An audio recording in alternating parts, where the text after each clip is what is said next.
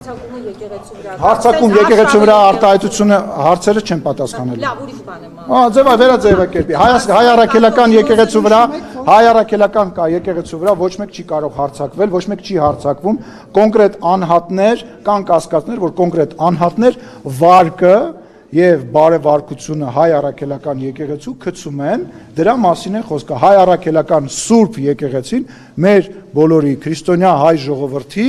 ամենակարևոր կառույցն է, որը որ ամենակարևոր Սուրբ լինելու հետ կապված ոտնձգություններ կան։ Այն բոլոր մարդիկ, ովքեր հավատացյալ են, այն բոլոր մարդիկ, ովքեր պաշտում են, հարգում են հայ առաքելական եկեղեցին, պետքա իմանան Ատեղ խնդիր կա, թե չկա։ Սա է։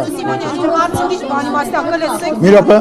Պաշտոնյան հոգևոր մարդ չի։ Դա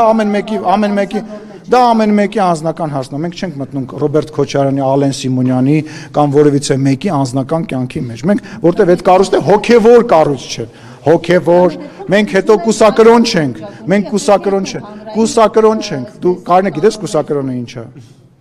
Всё, փակեցինք թեման։ Լսում եմ։ Պարոն Սիմոնյան, բայց նացումն եք դուք եւ նաեւ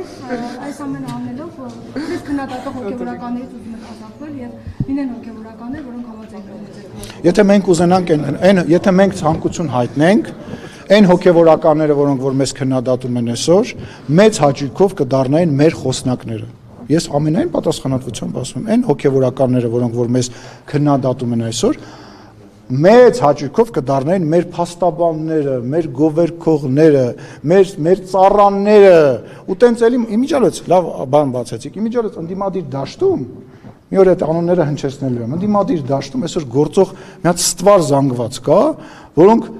կեսը պաշտոն չենք տվել նեղացել են, մյուս կեսը իրանց առաջարկել են չենք համաձայնվել անցել են ընդդիմադիր դաշտ, որը միգուցե նորմալ է, ես չեմ մտածում, որ դրա մեջ խնդիր կա, իրանց Շնորհակալ եմ։ Մի բանի մեջ մենք իրար